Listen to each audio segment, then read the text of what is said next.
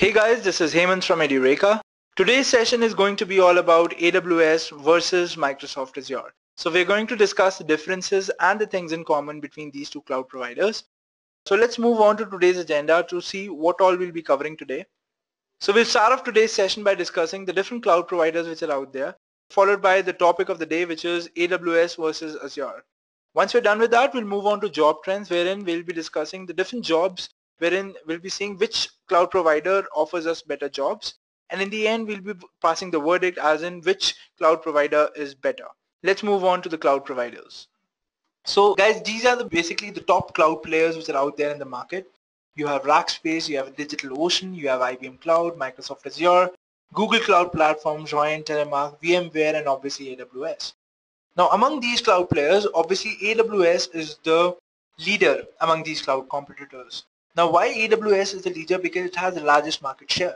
The second largest market share is held by Microsoft Azure, right? But the difference is huge. If you talk about AWS, so AWS has a market share of 31% as compared to the market share of 11% by Microsoft Azure. But the thing here to note is that there is no cloud provider which lies between these two numbers, that is 31% and 11%. And that is the reason Microsoft Azure is second in place. But why is this number so? So AWS was launched way back in 2006 when there was no cloud competitor. Amazon was the first company to actually step into the cloud computing industry.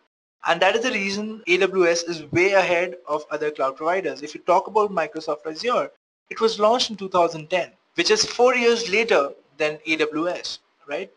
So AWS has a head start, and maybe that is the reason it has a greater market share than other cloud providers.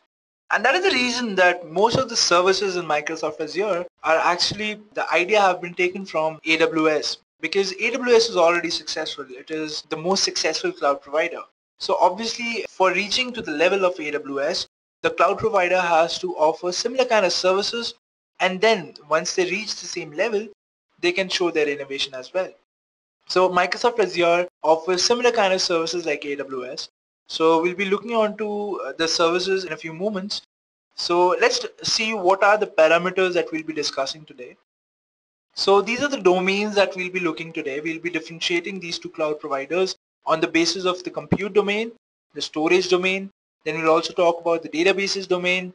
After that, pricing domain. We'll also be looking at the troubleshooting and the monitoring part, the downtime that both of these cloud providers have faced in a year, and in the end we'll also be looking at the difference between the user interface, right? So let's talk about the compute part. So like I said, Microsoft Azure offers similar services as of AWS, and it makes sense because AWS is already successful, right? And to pass AWS or to be as successful as AWS, you should first offer services which are already there in AWS, right? So if you look at EC2, so EC2 is a service which is offered by AWS. So EC2 is basically a service wherein you get raw servers, and these servers can be configured to become a web server. It can be configured to become a worker tier environment. The firewall can be tweaked to your requirements, right? So this is the kind of independence you get when you're using servers on AWS, which is under the EC2 service. Now this idea was taken by Microsoft Azure as well, and they launched a service called virtual machine, which is based on the same idea. So basically if you're using AWS, you're using EC2, and you're planning to make a move to maybe the Azure infrastructure, so you can do that using the virtual machine service, because the idea is same, the ideology is same, the working is same, just the name is different, right? So this is about EC2 and virtual machine. The next service is Elastic Beanstalk, which is a platform as a service wherein you just upload your code. You don't have to manage any server, you don't have to configure your firewall, you just upload your code and your application is automatically deployed, right? So this is the idea that AWS thought of, and they call this service as Elastic Beanstalk. Now Microsoft Azure saw that this idea is again successful, and they also came up with a service called App Service, which is based on the same idea. The next service is AWS Lambda, which is based on the idea of serverless computing. So in serverless computing, you don't have any servers, there are no servers deployed, you just upload your code. And also the serverless computing idea is only for background tasks.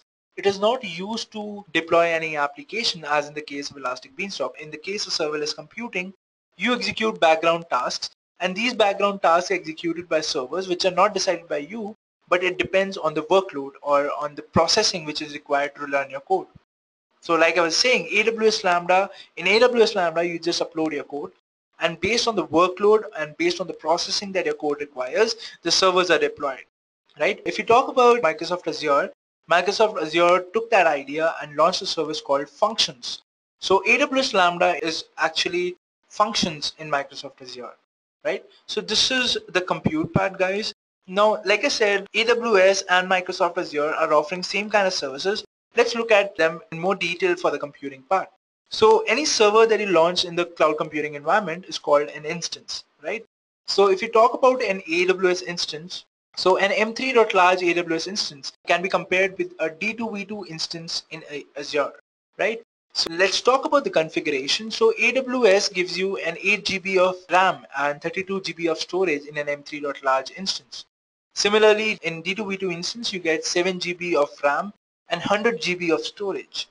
Now AWS is offering more RAM, but in the same instance, in the same class of instance, Azure is offering less RAM but with more storage.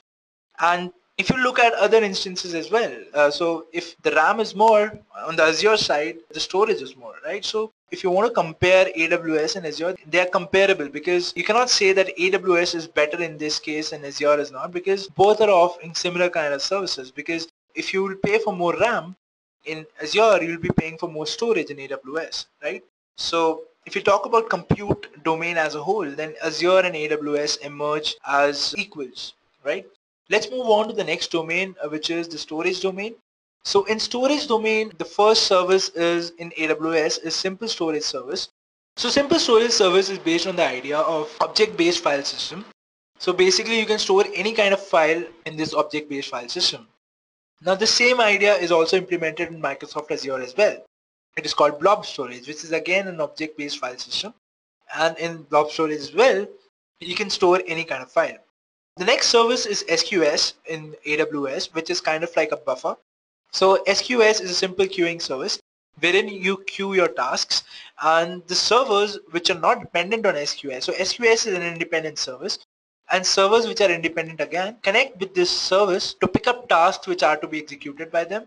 And once a task is done, the task is removed from the queue and the next task is listed, right? So SQS acts basically like a buffer. So this was the idea, and the same was implemented by Microsoft Azure as well, and the service is called Queue Storage. Now if you are a person who has been using AWS and your workload is now something like this, that you want to have backups and you want a disaster recovery for your application, and you plan, okay, if AWS tomorrow experiences a downtime, we should have another service as a standby, and you decide on to go with Microsoft Azure. So if you're using SQS and you have to decide now which service to use, you'll be using the queue storage, which acts like a same service but just with a different name by a different cloud provider, right? So this is basically the idea. Let's talk about the third service, which is AWS Glacier.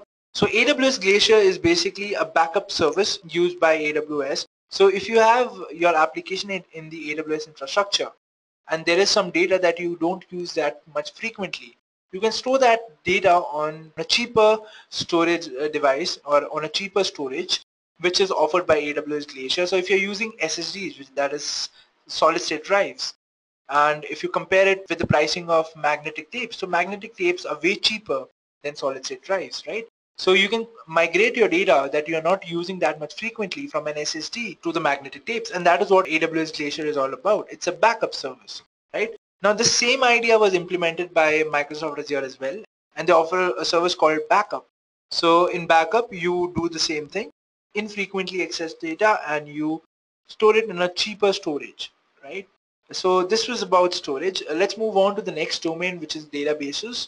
In AWS terms, you have a service called RDS. So RDS is basically a relational database service wherein you have databases like MySQL, Oracle, you have databases like MariaDB, which are managed automatically, as in the backups or the updation of the security patches or the updation of the DB engine is all done automatically by a service, and that service is called the relational database service in AWS.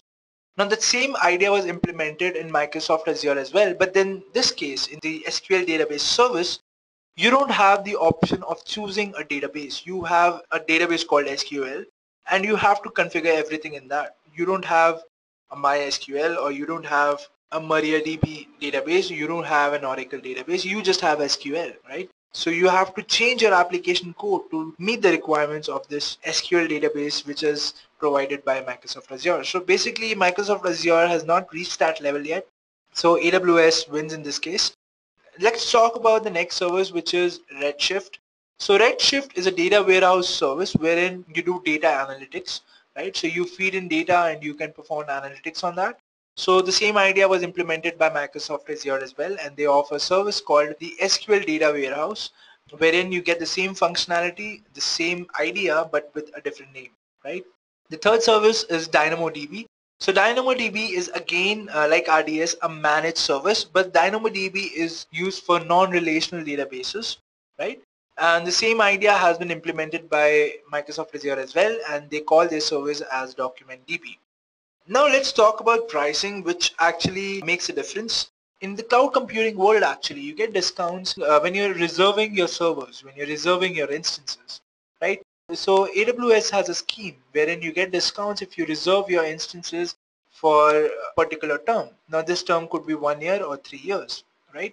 The same idea was also implemented by Microsoft Azure, and that idea is called Microsoft Enterprise Agreements. Right? So you can reserve your instances in Microsoft Azure, and the way you can do that by using the Microsoft Enterprise Agreements, right? The next difference is that you get charged according to the hour when you're using services in AWS. But in Microsoft Azure, they came up with this different method of billing you, which is they charge you according to minutes. So it makes sense for you if this might be useful for you if you're not using your instances for the full hour. Say suppose you don't you use your instance or you launch your server for say only half an hour. So if you do that in the AWS infrastructure, you'll be charged for that whole hour. But if you're using Microsoft Azure, you'll be charged only for those 30 minutes, right? But this won't make sense if you're running your servers for hours. Like in our case, for our company, we are running or we have set up our company's website www.edureka.co on the AWS infrastructure. Now this website is going to be up and running as long as the company is there, right? So for us, maybe the billing in minutes won't make sense as of ours. Now, if you look at this pricing for AWS and Microsoft Azure, and if you convert those minutes into hours of Microsoft Hours billing, AWS is actually more cheaper than Azure because obviously they can afford that because they have a more mature model of infrastructure. But then, like I said, if you have instances which are not running for the whole hour, then Microsoft Azure makes more sense. Let's move on to the next section, which is the troubleshooting and the monitoring part. So if you're using AWS, you have a service called CloudTrail. So CloudTrail is basically a logging service. So any application that you have deployed in AWS and you're making any API calls, those API calls are actually recorded on logs in AWS. So why is it useful? It is useful when you're troubleshooting an application. So say suppose your application experiences a failure. So you have to troubleshoot which part of the application caused the failure, right? And that can be used and that can be done using the logs that are being stored in your AWS infrastructure. And this logging service is called CloudTrail in AWS.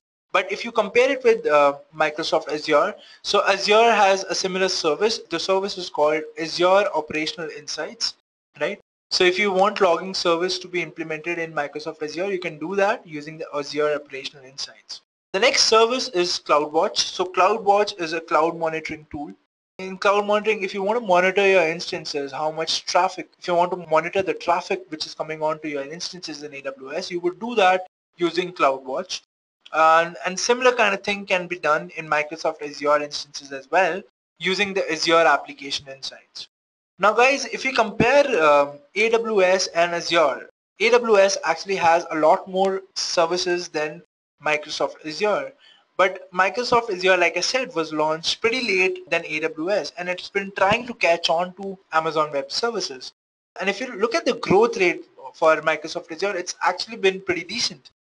And the kind of services that they have came up in past 4 or 5 or 6 or 7 years is actually commendable because they have emerged as an underdog to the second most popular cloud provider, which is a great job, right? So that basically means that they are trying to catch up with AWS, and maybe in the next 3 or 4 years or 5 years down the line, they might be able to get in par with AWS.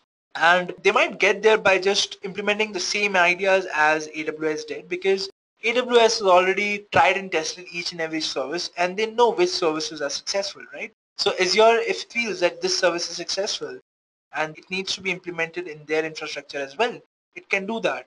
But at one time when Azure and AWS will come at one stage, then the race actually starts, because then both of them will be doing innovations, and maybe Azure may come up with a service which AWS has not came up with, right? And then maybe Azure may come up with a service that AWS has not come up with yet and become more popular than AWS. AWS offers more services than Microsoft Azure. It is economically more viable than Microsoft Azure in most of the cases, not all the cases, but most of the cases. And that is the reason that AWS is still maintaining the top position in the cloud computing market. But like I said, this is not permanent. It is not what it is going to be for the next 5 or 10 years, because Azure is continuously growing. It is continuously expanding, and it is growing more closer to AWS year by year, right? Moving ahead, let's talk about the uptime. So if you are a customer and you have to choose between AWS and Microsoft Azure, you'd be using this parameter, right? So let's talk about AWS. So AWS in 2016 experienced 108 minutes of downtime. On the other hand, Azure experienced 270 minutes of downtime in the year 2016. Now this could be because of various reasons. Now AWS has 16 different regions across the globe.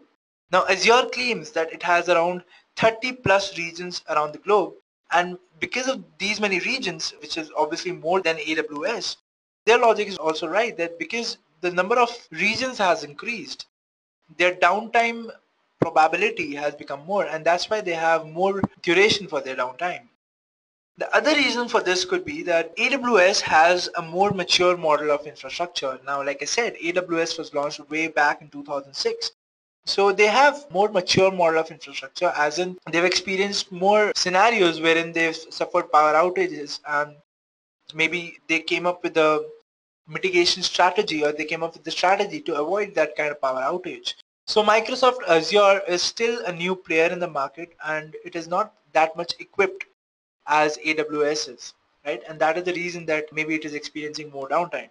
But then if you look at AWS, so AWS has 6 times the server capacity of all of its competitors combined, which means you take into account the servers of Microsoft Azure, you take into account the servers of IBM Cloud, you take into account each and every cloud provider which is competing with AWS. You combine the servers, still AWS would have 6 times the server capacity than all of these servers combined.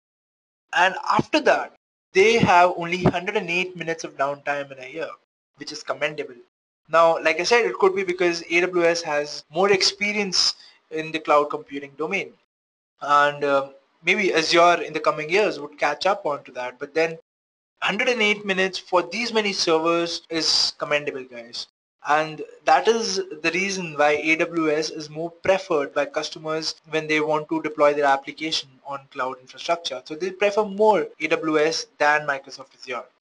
Next up, we have the user interface. So this is actually not a parameter that you can differentiate on, but then it is just to give you a feel of how an AWS dashboard will look and how a Microsoft Azure dashboard will look.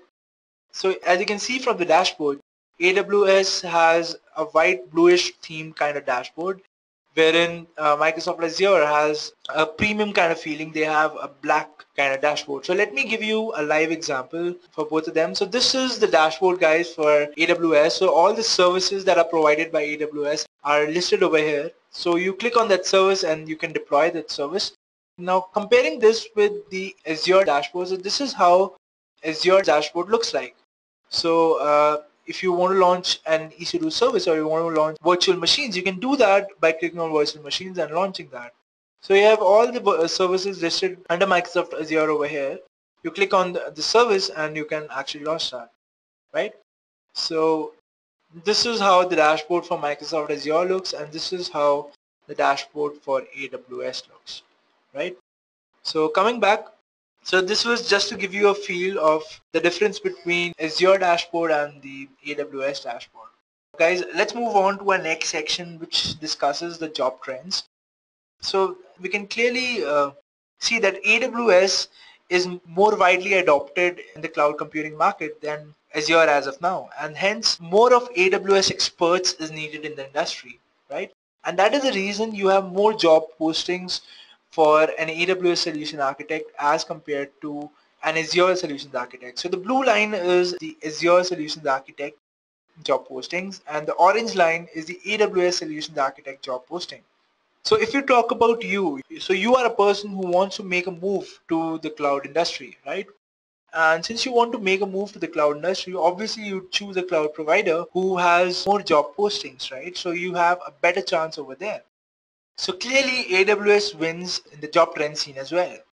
But like I said, that does not mean that Microsoft Azure does not have any career scope. It does have scope as well because like I said, its growth rate is phenomenal. It's been growing each and every year, and it's been improving each and every year because, for example, it experienced 270 minutes of downtime in 2016. In 2015, it had around 2 or 3 times of this downtime it has reduced in the year 2016. So like I said, it's growing each and every year. It's been improving itself. It's been matching itself to the standards of AWS. And maybe in the next 3 or 4 years, it will surpass AWS. But if you take the current scene, AWS is way ahead from Azure.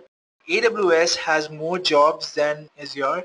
And hence, that is the reason that you guys are learning AWS today, right? But like I said, you don't know the future, right? So if you are done with learning AWS, the safest bet would be to learn Microsoft Azure because every company has to has a failover, right? So if AWS experiences the downtime, they need their application to be hosted on some other cloud provider as well so that they can switch on to the secondary cloud provider. So as of now, your Microsoft Azure can act as your secondary cloud provider, right? And it makes sense to learn about Microsoft Azure as well. So based on our discussions, if I ask you the question, who wins Battle of the Clouds, AWS or Microsoft Azure? It is difficult to say because like I said, Microsoft Azure is growing at a very fast rate and maybe in the coming years it will come in par with AWS, right? But if we take the current scene, then AWS has an upper hand because it has more number of services than Microsoft Azure. At the same time, it has a more mature model of infrastructure and hence it gives less of downtime per year, right? So, but this is all achievable. This can all be achieved by Microsoft Azure in the coming years.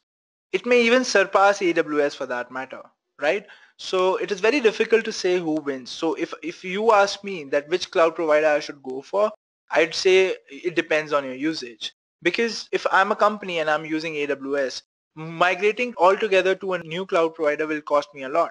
And that is the reason AWS still has a larger market share because it came in the time when no cloud provider was out there, like in 2006, right?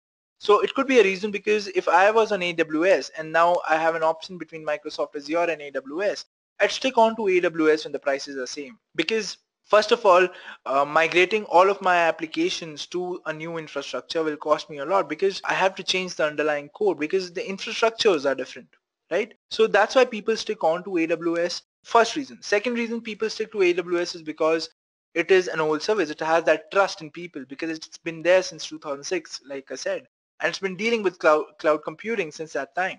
Microsoft Azure, on the other hand, is a new player, and hence it will take time for people to migrate to Microsoft Azure. Now, I'm not saying that people are not there in Microsoft Azure. If you look at the companies, people are still using Microsoft Azure, but most of the customers for Microsoft Azure are there on AWS as well because their primary application is on AWS, and what if the AWS infrastructure fails? There should be a backup, right? So there comes Microsoft Azure. So you have Microsoft Azure there in the scene as well, all right? So we cannot say which cloud provider is winning. Like I said, if we take the current scene, then AWS has an upper hand, all right? So this is the difference between AWS and Microsoft Azure. Now let's go on and see what are the differences between launching an instance between AWS and launching an instance in Microsoft Azure, right? So what we're going to do is, first we're going to launch an EC2 instance in the AWS environment, an Ubuntu AWS instance, right? And the same case, we're going to launch a VM. A VM is basically an EC2 in AWS, right? So both services are practically the same. So we're going to launch a VM in Microsoft Azure, a Ubuntu VM in Microsoft Azure, and then we're going to compare both these environments. What are the difference between launching an instance between both these environments, right? So this is what we're going to do. So let's go to our browser and launch our AWS instance first. So guys, this is your AWS dashboard. So what we have to do is we have to launch an EC2 instance. So let's do that. We'll click on EC2 under the compute section. So guys, this is the EC2 dashboard. Now as you can see, there are two running instances as of now. So we'll click here and we'll click on launch an instance. Now we have to launch an Ubuntu instance, right? So we'll select the Ubuntu instance. I think the t2.micro should suffice. So we'll click on configure instance details. Nothing else has to be configured. You just leave everything at blank. We'll straight away go to the review and launch this instance, right? So now you have to choose a key pair, right? So what we'll do is we'll create a new key pair and name it as Edureka_C, right? So we'll download the key pair and we'll save it on desktop. So we have the key pair downloaded now. We'll click on launch instances. So my instance is now initiating. Let's go and see it in the EC2 dashboard. Now as you can see, there are 3 running instances now. So we'll go here. And as you can see, there's a new instance being initialized, right? So this is our instance. Let me give you a quick recap what we did. We went into the EC2 dashboard. We selected the Ubuntu AMI or the Ubuntu type of instance. And then we selected the configuration for our system. And then we left everything at default and we launched that instance, right? So this is the way to launch an EC2 instance in AWS.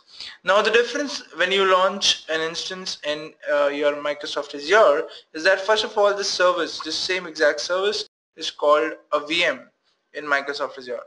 Second of all, as you saw that you were supposed to choose a key pair, right? So in Microsoft Azure you have an option for that. So you can either choose a password or you can choose a key pair. So if you choose a key pair, Microsoft Azure automatically doesn't allocate you a key pair. What it does is it gives you the option to create your own key, right? So what you can do is you can go to 𝐷𝐸, create a new key, copy that RSA code over there, and then when you're trying to connect it through your 𝐷𝐸 software, because Ubuntu can only be connected through an SSH connection. You don't have any GUI in Ubuntu, right? So when you'll be connecting through the SSH, you'll be uploading that private key over there, and you'll be copying the public IP address from Microsoft Azure dashboard, and you're set. You'll be getting connected to Microsoft Azure. So the only difference that you have between your Azure and your AWS is that the key pair is automatically allocated in case of AWS, and in Microsoft Azure you have to specially enter that. And if you don't want to do that, you can simply set a password, right? So it is still initializing, so let's wait. Okay, so while this is initializing, let us launch the instance in Microsoft Azure as well, right? So, and since we have to launch a compute instance, we'll click on compute. And since we have to launch Ubuntu server, we'll click on Ubuntu. Right, so now we'll click on create. And now we have to set the basics. So the name of this instance could be Azure Ubuntu. A volume type should be SSD, that is fine. Now you have to set the username as well. Now in case of your AWS, you didn't have to set any username because the username is set by default. For this you have to set a username. So let's set a username as Azure Ubuntu again, right? Then like I told you guys, you have an option between a password kind of authentication and then the SSH public key. So if you go for the public key, you have to create your own key. So what you have to do if you want to create your own key is that there's a software called 𝐷𝐸. So you'll run that software, right? And you'll click on generate a public private key pair. and then you have to drag your mouse over there so that for randomness, and then you'll get a key over here, right? Now you'll have to copy whatever is there in this dialog box, copy this and paste it over here, right? This is it, nothing more. Once you do that, you have to select your subscription. So the subscription could be a free trial. If yours is a new account, you can go for free trial, but ours is a paid account, so we'll go on pays as you go. Alright, now the resource group, click on create new and name the resource group as Azure Ubuntu again, right? Now the location could be anywhere, right? So since we are in India, we've selected South India. Now we'll click on OK. Now what kind of configuration do you want, right? So you can choose the configuration as per your need. Since ours is a demo, so we'll select the minimum configuration that we can get. So this is the recommended configuration. For viewing all the configurations, we'll click on view all. And now since ours is a demo, we'll select the cheapest instance. So this is T1. So it has 1 core and 2 GB of memory. Right, so this should suffice. Let's click on select now. Alright, so you'll review everything and you'll click on OK. So my instance is now being created, right? So this will take time. Going back to the 𝐷𝐸𝐺𝐻, you have uploaded the public key over here, but now you have to save the private key as well, right? So you'll click on save private key and you'll name this file something. So let's name it as Edureka_D, right? And we'll save it on desktop, save. Alright, so now when I have to connect to this instance, what I'll be doing is I'll be uploading that private file on the PuTTY software, uploading the public IP address, and that is it, nothing more needed. So since this may take time to launch, let's go back to our AWS dashboard and check if our instance is running. So yes, my instance has finished being created. So let's connect to this now. So now I'll have to copy the IP address. So I'll copy the address from here and then launch PuTTY software for creating an SSH connection. So this is my PuTTY software, guys. Over here I'll be pasting the IP address of my AWS instance. Once I've done that, I'll go to SSH and click on authentication, and then it'll ask me for the private key, right? Now guys, in case of AWS, since your private key is auto-generated, that private key is in the form of a PEM file. It is of the extension PEM. But with PuTTY, the only extension that works is PPK, right? So now you have to convert your PEM file into PPK. So let's do that. So we'll click on 𝐷𝐸𝐺𝐻. So for that, again, 𝐷𝐸𝐺𝐻 can be used. We'll click on load. We'll go to desktop. Ours is Edureka_C, right? Click on all files and select Edureka_C from here. Alright, so this is the file that we created. We'll click on open. It says it has successfully imported the key. Click on OK and then click on save private key, right? Now you name this file as Edureka_C and then it will automatically save it as PPK. Click on save. Okay, so my file has now been saved.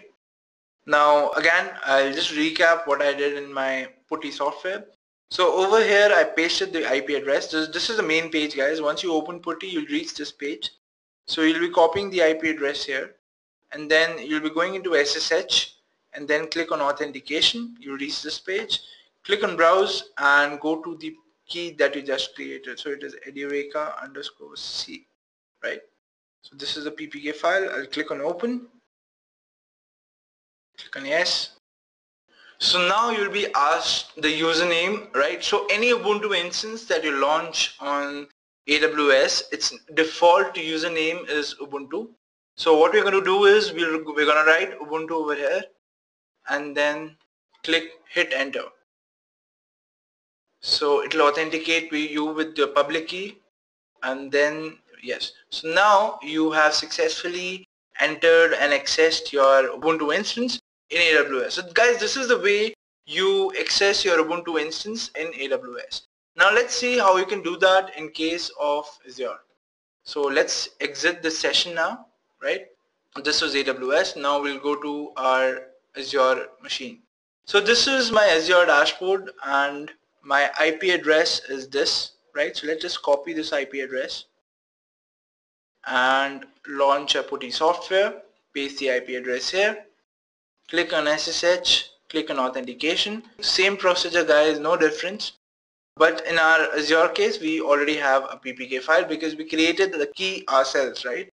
So we'll go to the key that we just created. So it is Edureka_D, if you guys remember. We'll click on open and again click on open. Click on yes. Now it is asking me the username, right? So in case of AWS, by default you have the username as Ubuntu, but if you guys remember when we were launching the Azure instance, it asked us for the username. So we enter the username as Azure-Ubuntu, right? So we'll hit enter. So yes. So now we have accessed the Ubuntu machine in the Azure environment. So guys, the only difference, like I said, between accessing the machine in case of Azure and accessing your machine in case of AWS is that in case of AWS, firstly, your default username is Ubuntu, and in case of Azure, you get an option to choose your own username, right? In case of AWS, you are provided with the key automatically, and that is you don't have to create your own key. But in case of Azure, you have to create your own key and then upload it to Microsoft Azure dashboard, right? So these are the differences guys. So let's go back to our slide. So we have successfully launched an EC2 instance in AWS and a VM instance in Microsoft Azure. Both of them were Ubuntu. Both of them we created an SSH connection using the PuTTY software, right? So guys, this brings us to the end of our session.